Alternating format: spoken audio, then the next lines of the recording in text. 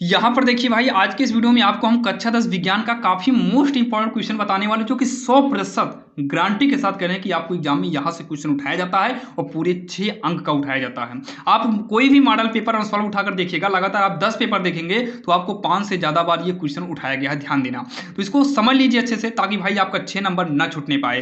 तो यहाँ पर देखिए, जो पहला क्वेश्चन है, बोला है निम्नलिखित पर टिप्पणी लिखिए। इस प्रकार से जो है हर बार क्वेश्चन आता है।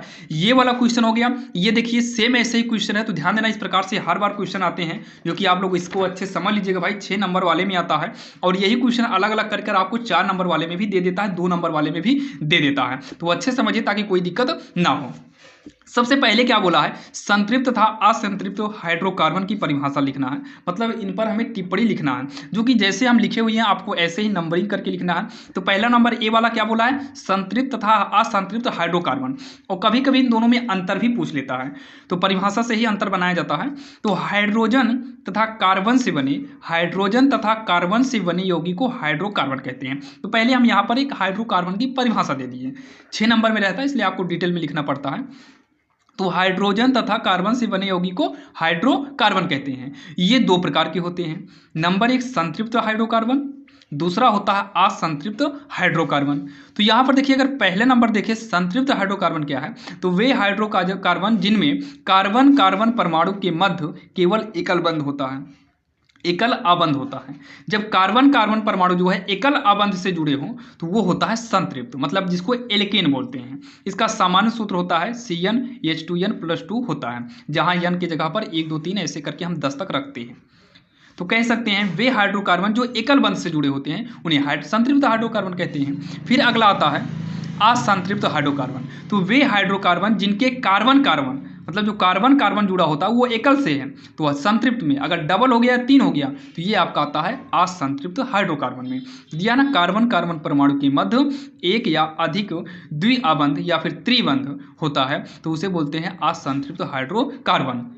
ये 2 प्रकार के होते हैं, एल्कीन एल्काइन। ऊपर वाले में होता है एल्केन, इसमें होता है एल्कीन और एल्काइन होता है, जो कि एल्केन एल्कीन एल्काइन को पढ़ने के बाद ही आप IUPAC कर सकते हैं। बाकी इसका भी वीडियो अलग से आपका बनाया गया है।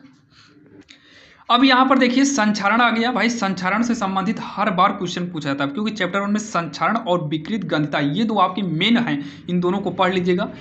बाकी संक्षारण तो यहाँ पर आपको बता दे रहे हैं, विकृत गंधिता का आप लोग भाई पढ़ लेना। बाकी अगर वीडियो हम डाले हुई हैं, अगर ना मिले तो आप लोग किताब में जरूर पढ़िएगा एक बार, क्योंकि विकृत गंधिता और संक्षारण, संक्षारण क्या है, संक्षारण के बचाव, संक्षारण से हानियाँ, विकृत गंधिता उससे बचाव हानियाँ, ये सब काफ़ी मोस्ट इंपॉर्टेंट क्वेश्चन है जो एग्जाम में पूछा जाता है। तो संक्षारण क्या है भाई, जब लोहे को हम खुले में छोड़ देते हैं, जब लोहे को खुला छोड़ देते हैं तो उस पर एक भूरे रंग की परत बन जाती है, भूरे रंग की परत बन जाती है, जिसे जंग कहते हैं, जिसे जंग कहते हैं। धातु संक्षारित होने लगती है, इस क्रिया को संक्षारण कहते हैं। संक्षारित मतलब धातु नुकसान होने लगता है, तो उसी को संक्षारण कहते हैं। जब लोहे को खुला में छोड़ देते हैं तो उस पर भूरे रंग की परत बन जाती है या चढ़ जाती है, जिसे जंग कहते हैं। धातु संक्षारित होने लगती है, इस क्रिया को संक्षारण कहते हैं। ये है अगला भैया अवक्षेपण है, जो कि आपको NCERT में मिलेगा। ये आपको अवक्षेपण काफ़ी इंपॉर्टेंट होता है, अवक्षेपण अभिक्रिया।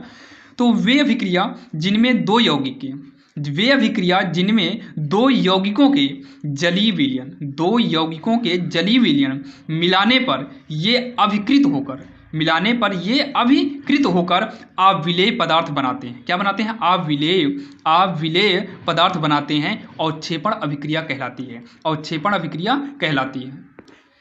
जैसे कि भाई रिएक्शन आपके सामने लिखे हैं, CaOH का होल ट्वाइज CO2 है, इसे चूने का पानी बोलते हैं, ये कार्बन डाइऑक्साइड है, ये कैल्शियम कार्बोनेट है और ये जल है। और ध्यान देना, आपको एग्जाम में नाम के साथ साथ भाई हिंदी जरूर लिखना, इसका रिएक्शन करना और साथ में इसकी हिंदी जरूर लिखिएगा, ताकि नंबर आपको पूरा मिल सके।